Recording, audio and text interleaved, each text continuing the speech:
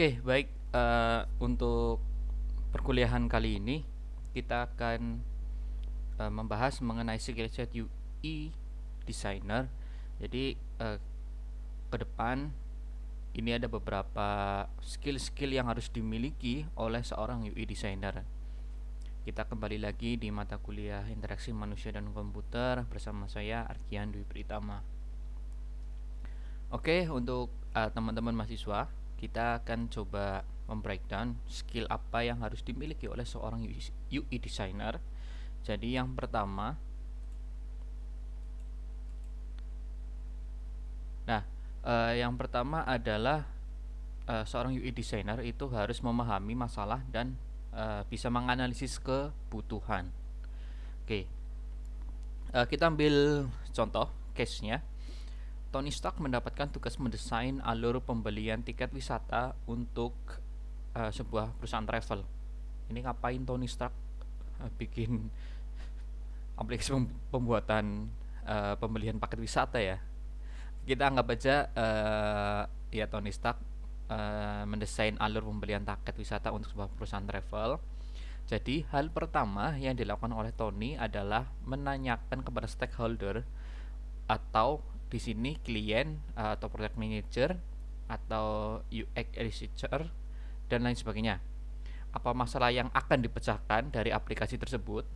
Kemudian siapa target usernya dan apa informasi yang dibutuhkan oleh user. Jadi itu pertanyaan-pertanyaan mendasar sebelum seorang UI designer membuat sebuah desain dari aplikasinya. Yaitu yang pertama yang ditanyakan, ada masalah apa sih yang harus dipecahkan. Kemudian target usernya itu siapa, target penggunanya itu siapa. Selanjutnya informasi yang dibutuhkan oleh pengguna atau user itu apa. Itu yang perlu digarisbawahi. Kemudian dengan mengetahui detail masalah dan kebutuhan akan membantu Tony dalam merencanakan struktur, layout, dan informasi yang akan ditampilkan. Ya, dari pertanyaan-pertanyaan tersebut, jawaban tersebut, ya, nanti akan ditemukan rancangan struktur layoutnya akan seperti apa berdasarkan informasi yang sudah didapatkan, dan informasi tersebut akan ditampilkan oleh UI designer dalam aplikasi atau softwarenya atau websitenya tersebut.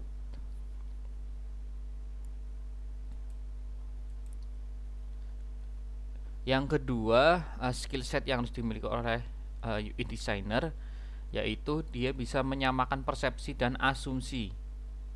Ya. Jadi untuk menyamakan persepsi dan asumsi, kita contohkan lagi Tony tadi, seorang UI designer setelah mengetahui masalah dan kebutuhan, Tony memiliki beberapa asumsi tentang proyek yang akan dikerjakan. Selanjutnya Tony menyampaikan asumsinya ke stakeholder untuk memastikan bahwa asumsinya mengenai ruang lingkup proyek tersebut sudah tepat. Oke. Selanjutnya adalah melakukan brainstorming dengan stakeholder. Ya, proses berikutnya setelah Tony tadi sudah menyampaikan asumsinya dari dari memahami masalah ini. Setelah itu kan Tony menyamakan persepsi dan asumsi kepada stakeholder. Selanjutnya adalah si Tony ini mengajak para stakeholder, Tony ya,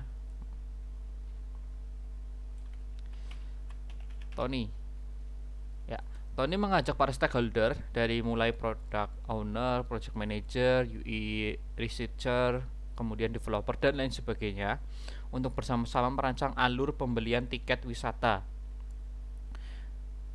Dengan merancang alur pembelian bersama para stakeholder, Tony lagi nih, maaf. Tony akan mendapatkan banyak insight dan feedback tentunya, seperti pertimbangan dari sisi bisnis, pertimbangan dari sisi development, kemudian pertimbangan dari sisi user dan lainnya. Ya, melakukan brainstorming ya. Setelah langkah tersebut dilakukan,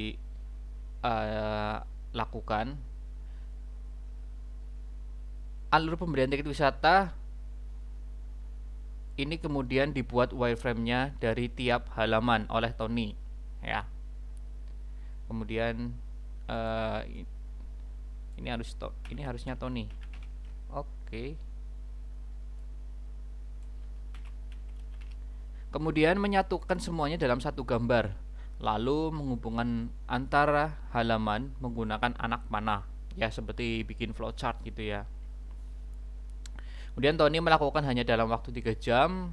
Tony membuat wireframe yang super simple, ya, low fidelity. Kemudian wireframe adalah mengkomunikasikan ide yang ia punya terkait dengan letak informasi dan elemen di tiap halaman dan bagaimana perpindahan antar halamannya.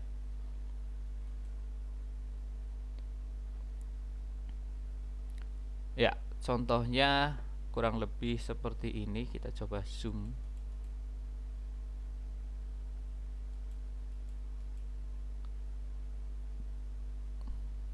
Jelas nggak? Ini contoh wireframe atau low fidelity dari sebuah aplikasi. Ini saya pilihkan banyak sih.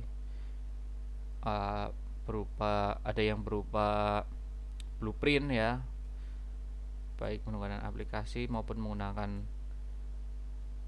coret-coret tantangan, itu juga bisa. Wireframe-nya, alurnya, kemudian alur pembelian tiketnya ya. Semuanya digambar dengan presisi yang memang masih belum maksimal karena ini masih bentuknya wireframe atau low fidelity. Oke.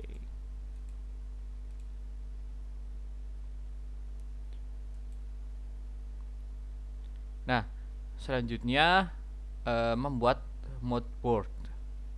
Setelah membahas mengenai wireframe dan melakukan brainstorming ulang, akhirnya didapatkan sebuah konsep alur pembelian paket wisata versi pertama.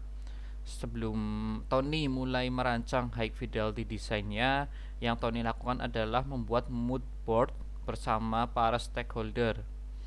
Dalam proses pembuatan mood board, Tony meminta para stakeholder untuk mengumpulkan desain-desain dari Dribbble, Behance, Pinterest, PTT-RNS, dan situs-situs lainnya.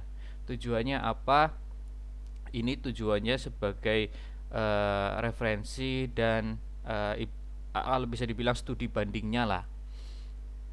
Jadi banyak referensi itu bukan meniru ya, berarti ya. Seperti yang kemarin kita sudah bahas juga, yaitu proses ATM, amali tiru modifikasi.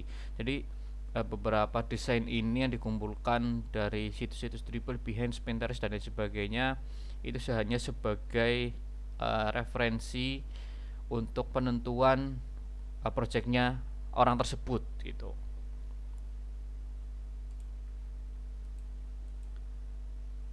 Selanjutnya, Tony lalu menanyakan bagian mana yang disukai dan sesuai dengan brand perusahaan. Membuat mood board penting agar semua orang stakeholder memiliki satu pandangan bagaimana tampilan produk ini. Dari mulai warna, style ilustrasi, style icon, dan lainnya yang terkait visual tentunya ya. Ini contoh mood board ya, untuk aplikasi dengan konsepnya biru. Mood board ini contohnya seperti ini.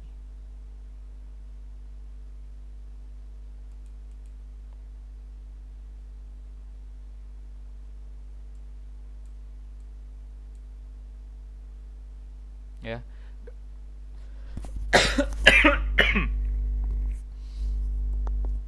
Gambaran tema, aksen atau style dari aplikasinya dibuat dulu. Ya. Kira-kira akan tampilannya dengan warna ini, kemudian desain kurang lebihnya pada tiap halaman intinya seperti ini gitu. Itu yang namanya mood board.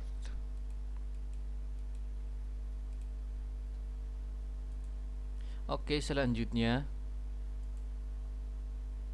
masih mood board juga. Kalau ini dengan konsep hijau, beberapa bentukan mood board yang bisa diajukan. Oke, kurang lebih seperti ini konsep warnanya, kemudian konsep desainnya seperti ini. Nah, dari mood board ini kan tadi juga sudah dibahas ya, eh, menanyakan bagaimana yang disukai dan sesuai dengan brand perusahaan. Kemudian pembuatan mood board ini eh, nanti disampaikan kepada stakeholder yang terkait dari perusahaan tersebut atau dari atasan UI desainernya, apakah mood board ini cocok sesuai dengan visi misi perusahaan di aplikasi ini. Untuk skill set selanjutnya, seorang UI designer juga harus ya mendesain dengan pertimbangan data, harus bisa mendesain dengan pertimbangan data. Saat membuat high fidelity design, Tony kembali menanyakan beberapa hal terkait user kepada UX researcher. Ya, Tony menanyakan dari hasil survei yang dilakukan. Ini harusnya Tony semua. Oke. Jadi Tony di sini menanyakan dari hasil survei yang dilakukan oleh UX researcher, apa yang menjadi pertimbangan seseorang dalam memilih paket wisata, apakah kemudahan atau kecepatan ataupun dan lain sebagainya. Itu tugasnya UX researcher ya, kemarin juga sudah kita bahas. Seorang UX researcher itu ngapain aja. Jadi dia mengumpulkan survei kepada calon usernya, kira-kira pertimbangan apa yang mereka pilih dalam menentukan paket wisata. Dengan mengetahui jawabannya, seorang Tony ini atau UI designer ini bisa membuat daftar info apa saja yang perlu ditampilkan, dan daftar info inilah yang kemudian akan disusun oleh Tony menjadi suatu tampilan yang nyaman untuk dibaca oleh user. Oke. Dengan desain dengan pertimbangan data, yaitu data tadi, data survei ya, yang diharapkan adalah user lebih cepat menentukan paket wisata mana yang akan diklik untuk dilihat lebih detail.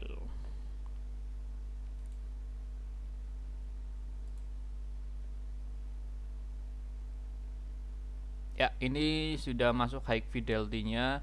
Setelah tadi penentuan mood board, kemudian ada penentuan hasil dari UX researcher yang mengumpulkan data survei kemudahan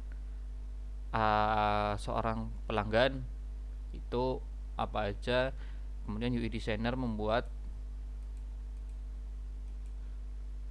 sudah mulai membuat desain UI yang high fidelity. Ya, ini tampilannya mulai dari halaman awal, pemilihan paket wisata, alamatnya, ada petanya, kemudian jamnya, kemudian cara pemesanannya dan lain sebagainya.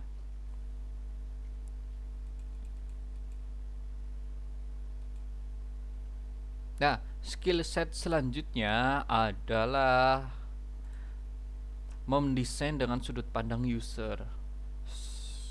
Saat membuat sebuah tombol pemesanan, Tony berpikir, tombolnya kekecilan enggak ya? Kemudian tombolnya mudah dilihat enggak? Kemudian tombolnya kelihatan bisa diklik atau enggak? Atau user bakal tahu ini tombol enggak ya? Nah, pertanyaan-pertanyaan ini akan muncul di kepala UI designer. Khawatir nantinya desain yang ia buat akan susah dipahami oleh user pada nantinya. Jadi 4 pertanyaan ini juga kemarin sudah dibahas ya. Untuk penggunaan button ya meski dibahas sedikit, tapi penggunaan button ini penting biar nggak kekecilan itu gimana, biar mudah dilihat itu warnanya seperti apa dan lain sebagainya. Kemudian skill set selanjutnya dari seorang UI designer adalah jangan melupakan empty state. Salah satu halaman yang sering dilewatkan oleh Tony atau UI designer di sini, contohnya yaitu empty state atau halaman ketika tidak ada data untuk ditampilkan. Maksudnya bagaimana?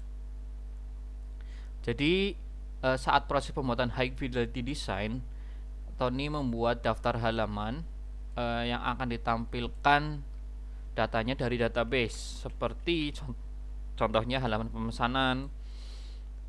Ketika user belum pernah melakukan pemesanan, ya, kalau empty state ini kan pembuatan high fidelity design di mana halaman tersebut masih kosong, ya. Contohnya halaman pemesanan ketika user belum pernah melakukan pemesanan itu kan halamannya kosong karena belum pernah melakukan pesanan dong, belum ada historinya dong, ya. Kemudian halaman wishlist ketika user belum pernah memasukkan paket wisata ke dalam wishlist mereka, itu kan juga kosong. Dengan membuat daftar halaman tersebut, Tony berharap tidak lagi melewatkan desain empty state. Ini yang sering dilupakan oleh para UI designer, jadi perlu diperhatikan mengenai empty state. Itu adalah halaman kosong di mana kondisi ini ketika user belum pernah melakukan sesuatu pada halaman tersebut, misal halaman pemesanan atau halaman wishlist atau halaman keranjang yang masih kosong. Itu yang perlu diperhatikan, halaman kosongnya terkadang sering terlewat memang.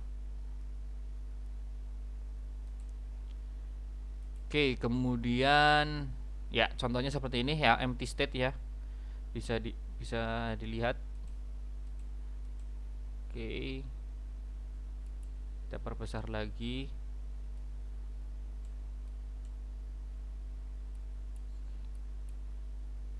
Oke, ini empty state ini kurang lebih seperti ini, banyak contohnya. Jika teman-teman bisa dilihat,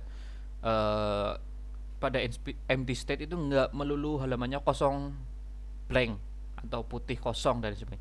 Pasti ada desain grafisnya atau karakter atau mungkin apa yang menandakan desain halaman ini kosong, pemesanan ini belum pernah dilakukan. Contohnya seperti ini, ya, nggak melulu kosong tapi ada mungkin info yang ditampilkan, entah itu berupa teks maupun berupa gambar maupun kedua-duanya, gambar grafis sama teks, ya. Contohnya seperti ini yang sering terlewat, jadi mohon diperhatikan. Oke, selanjutnya, nah, skill set selanjutnya adalah kolaborasi dengan developer. Jika dihitung dalam satu hari, Tony bisa bolak-balik sampai 5 kali ke meja developer atau programmingnya, ya, di bagian ya programming dan sebagainya. Itu bisa bolak-balik lebih dari 5 kali seorang UI designer di situ. Hal ini dilakukan untuk memastikan desain yang sedang dibuat dapat diimplementasikan dengan mudah. Untuk elemen-elemen yang sudah umum, Tony merasa tak perlu menanyakan ke developer. Tapi jika terdapat elemen-elemen yang sangat custom dengan interaksi yang belum terlalu umum, maka Tony akan menanyakan ke developer apakah elemen tersebut bisa diimplementasikan atau tidak. Seperti itu. Dan jika memang susah untuk diimplementasikan, maka Tony dan sang developer, seorang UI designer ini ya, Tony seorang UI designer dan sang developernya akan berdiskusi bersama untuk menentukan cara lain yang lebih cepat untuk diimplementasi, tapi tetap sesuai dengan tujuan, yaitu membuat user nyaman dan tidak membuat user bingung. Untuk skill set selanjutnya itu seorang UI designer membuat prototype dan melakukan usability testing, ya. Di sini maksudnya adalah setelah semua high fidelity selesai dikerjakan oleh UI designer atau Tony di sini sebagai contohnya. Berikutnya Tony membuat prototype. Ya, prototipe yang dibuat oleh Tony cukup sederhana, hanya menghubungkan antar halaman, ya. Kemudian Tony memiliki opsi untuk menggunakan Marvel atau Invention. Ini sebuah software ya, Marvel dan Invention. Nanti bisa dicari atau mungkin saya tampilkan contohnya nanti. Jadi Tony merasa cukup untuk membuat prototipe yang sederhana karena tujuannya adalah agar bisa segera diujikan dan mengetahui bagaimana reaksi user terhadap desain yang dibuat oleh UI designer atau Tony. Oke. Apakah user mengerti? Apakah ada elemen yang membingungkan? Jika terdapat elemen atau halaman yang harus dibenahi, maka hal itu bisa dilakukan sebelum sebuah desain masuk ke tahap development. Jadi seorang UI designer juga harus memastikan desainnya sudah selesai ya, secara elemennya, secara layoutnya sebelum masuk ke tahap development.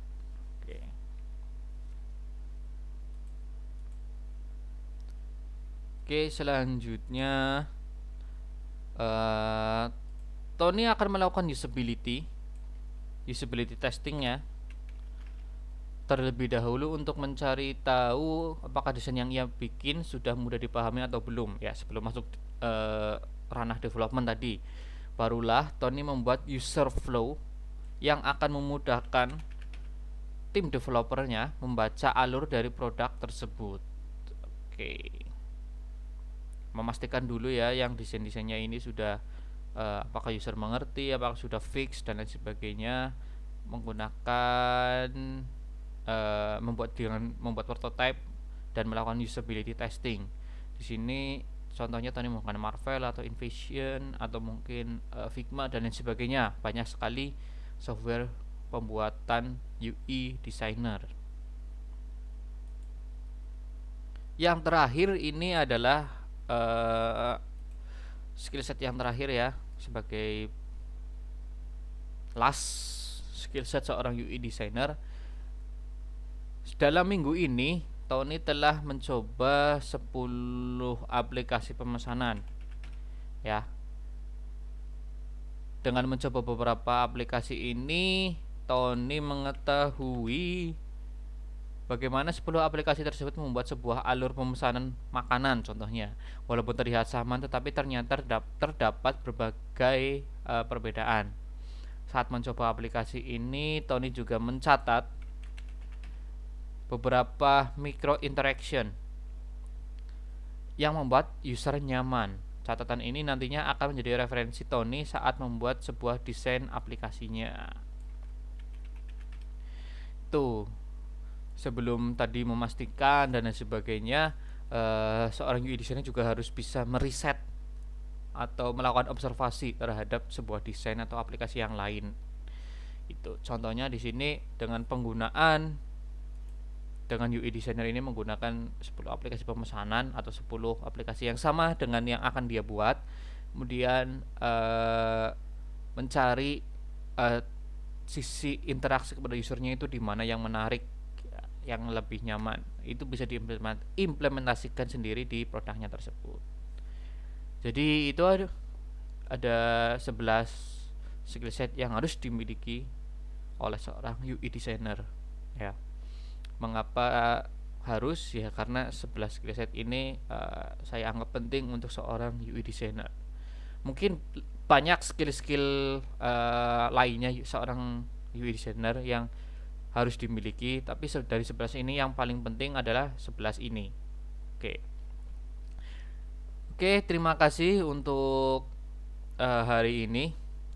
Jadi tetap teman-teman melakukan observasi ya, riset terhadap UI dan UX aplikasi maupun software maupun website, agar desainnya teman-teman itu lebih inovatif, lebih beragam dan berwarna gitu loh.